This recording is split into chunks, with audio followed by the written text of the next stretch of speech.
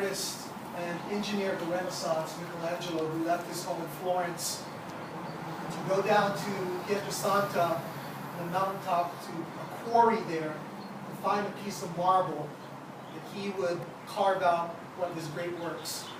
On arriving at that quarry in the mountains, he was met by the foreman who began to show him great pieces of perfect marble in that quarry. After the day there, he could not find that piece of marble. And when he walked toward the back of the quarry, the corner of his eye, he saw one piece of lonely marble. As he approached the marble, he inquired, "What about this stone?" The foreman said, "Sir, you do not want this marble. This marble is imperfect. Many artists have come to this quarry and have ignored this marble." With that said, Michelangelo turned to the foreman and said, "But I hear and see an angel in this marble, and he is crying out to me to set him free."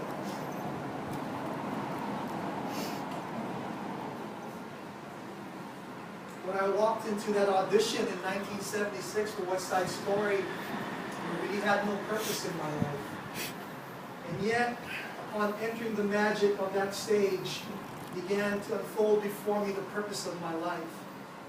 To appreciate beauty, to see a world beyond Kalihi, to travel, and ironically, my profession calls me to be on platform, on stage every weekend at Time Hit Theater. It all began for me at that stage. It was there that Mr. Knock saw something in me, saw something in all of us that people had bypassed or ignored or who not recognized. He was able, like Michelangelo, to pull it out of us, to say to us, there's something of value, not only as an artist, but as a human being, and to touch lives wherever we go. There's an ancient scripture in the book of Isaiah that says, "How beautiful on the mountain are the feet of those who bring good news." And for me, and for us, it's been great news. It's been life-transforming news. It's been news that have redirected our lives in such beautiful ways. And as we go around this circle, we can hear of all the stories of how this great man saw within us something of beauty. And to take that beauty and not keep it, to not look at the flaws in people, but to see the beauty in people, and to be able to draw that out. I think that is one of the greatest legacies that Mr. Knock has bestowed on me and all of us. To not see the division, but to see the beauty. And to say, "You are my brother, you are my sister, and I embrace you. I love you." Mr. Knock, I don't know if you can hear this, but I hope you can. I pray and I believe that you can. Thank you. Thank you for seeing something inside of me, in us. Thank you for not looking at my flaws, but the potential that you saw.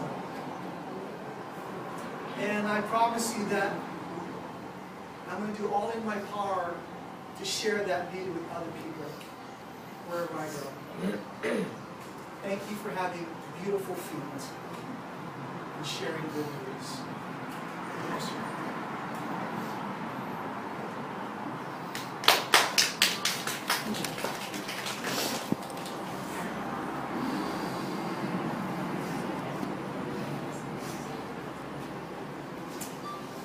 A couple months ago, Jonathan had, oh sorry, I'm not as loud as Karen, I need a mic. Months ago, Jonathan had emailed us to say, like, we can share a few words via email, and things just started tightening on my heart. And I let it go. She said, this is so good, you should read it tomorrow night. But I let it go, and I sent it to Karen, and she goes, you gotta read this too.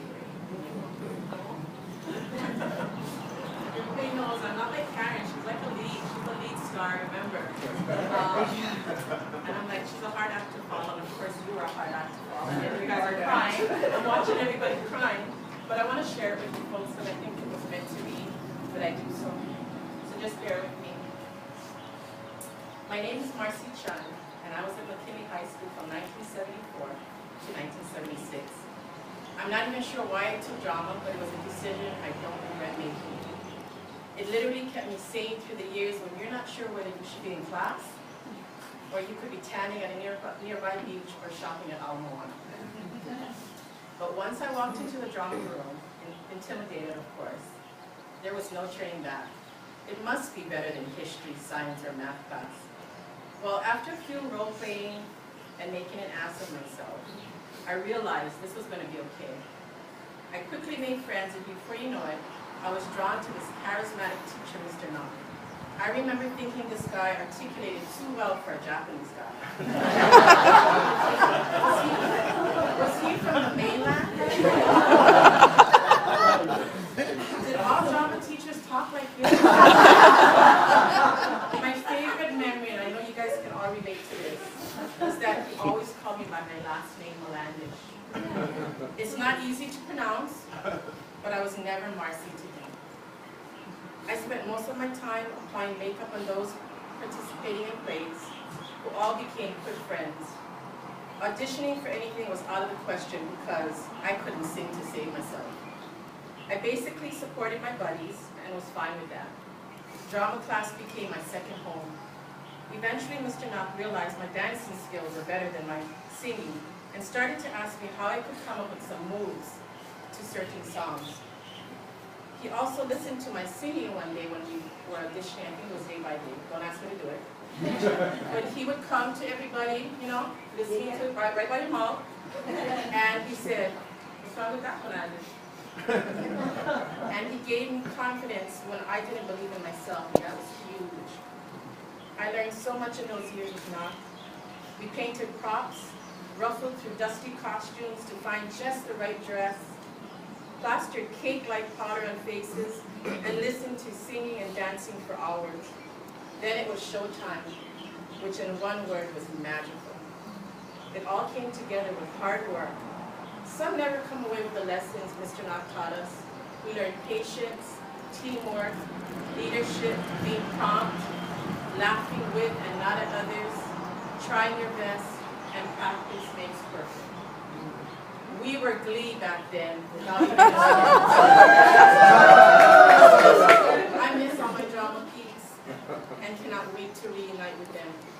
I miss you, Mr. Knock, but I know you're wearing those wings and directing everyone on where to stand and what pitch you want. Love you, Melandish.